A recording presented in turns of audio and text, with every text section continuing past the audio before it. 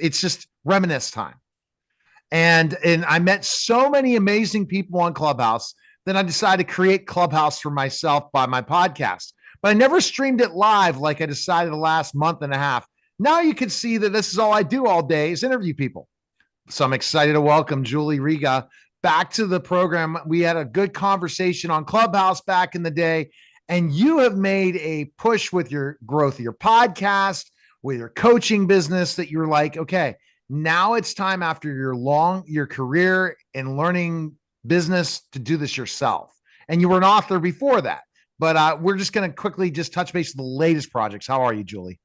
I'm doing really well. Thanks for having me on. I'm so appreciative of everything that you're doing. So thank you. Well, I'm going to just compliment you because I see you all the time on my LinkedIn feed. And you've hit me up and I've been like, oh, I'm busy. But I'm just been impressed of what you're doing. So tell me first about the podcast. Yeah. So about 2 years ago, I started a podcast called Stay on Course Ingredients for Success.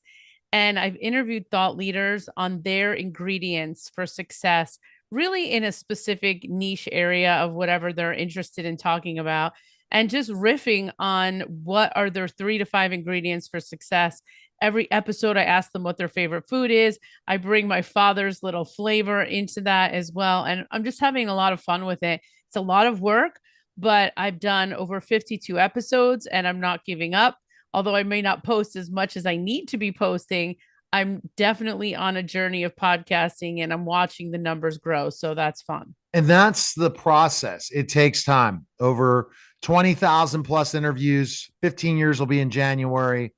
Now continuing to build out more syndication. Even we have a radio show station in Australia now. And it's just, we just keep growing. But what we do is we persevere and we move forward. Now, live streaming, I did it just for 1080 quality HD video. And then I said, wow, this is working.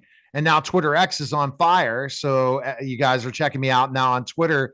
I guess they're giving the hearts and all that stuff like back in Periscope days. And I don't have time to look at this, but thank you for tuning in.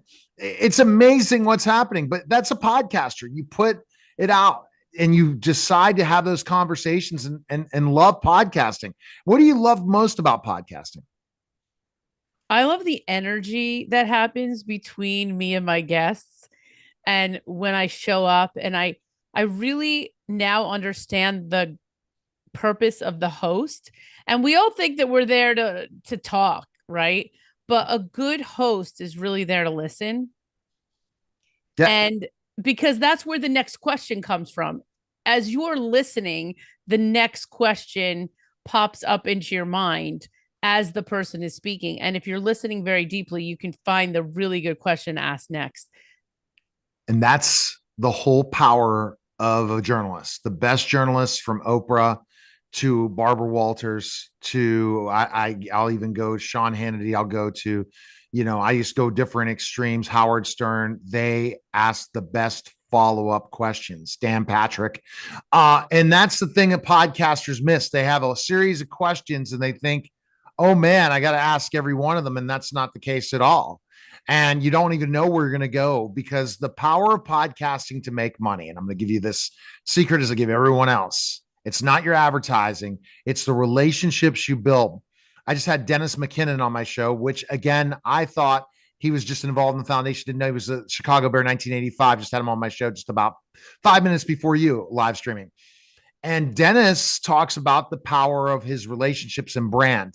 If you become a podcaster and you keep going and you build relationships, you're getting through the gatekeepers. Neil Patel talks about this as well. Neil says the same thing.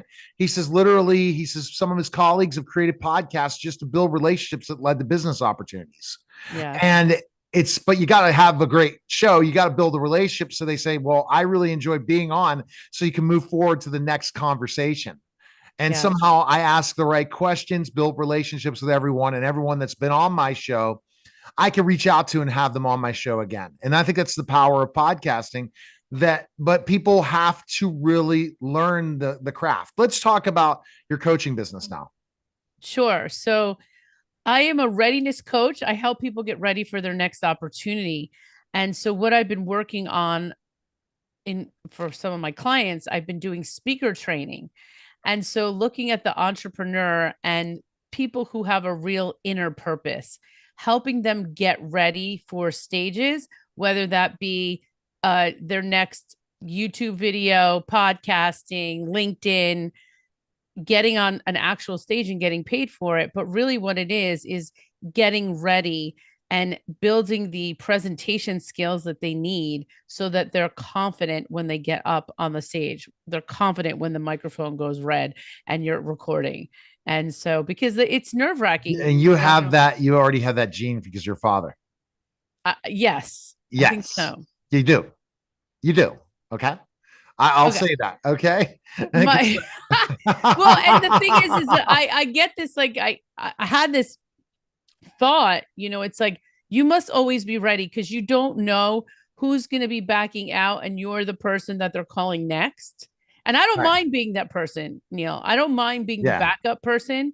But let me tell you, if you say, Julie, I need you to co-host with me. Julie, I need you to be on this live with so me. You better have your phone ready because you met me. Because as if you've noticed the celebrities I'm interviewing as I went back to this awesome celebrity tour, you never know when there's an opportunity. And I'm interviewing 30 to 40 shows a week. It's crazy. And it's going to probably be up to 50 to 60. And the reason I decided to do that is because I can. But it's fun. And so I make like the way I was on Clubhouse for 7 or 8 hours running a room on Club Pod. I've decided to create it here. And now I'm seeing the power of live streaming. A lot of people, when they see I push live, now they come back. Wow. And I'm getting more and more. And hopefully with what Twitter X is doing, I can launch 2 Twitter X and have them all running at the same time. Who knows? But I love the idea of what you're doing with coaching. My recommendation for you is you really got to go after these people that are ultimately in the C-suite that are trying to do what you did. And they're the ones that can't have any idea of what to do when they promote. So for example, I was working with a specific CEO that was launching her book, but she knows how to market from a specific area, but she has no idea when it comes to personal branding. And from what you learned from your father, and how he would handle celebrities and how he was such a showman, you have become that type of showman as well. And you're not afraid to get on camera. That's it. You learned it probably potentially from Clubhouse. I don't know. I think we all have Clubhouse stories that will thank Clubhouse for a million years, but do we want to go back to that? No, even though Neil, I'm still on Clubhouse, by the way. I sleep in Garage Global's room every night. So there's my on Clubhouse. I sleep through his meditations. They're powerful. And it's changed my life after I came back from Texas to Pittsburgh. And it's really been a game changer for me. But that's where the power of law of attraction's power of creation and what I've learned, and to go through a book every night almost. Sleeping through it is a powerful tool. But I do go on Clubhouse sometimes.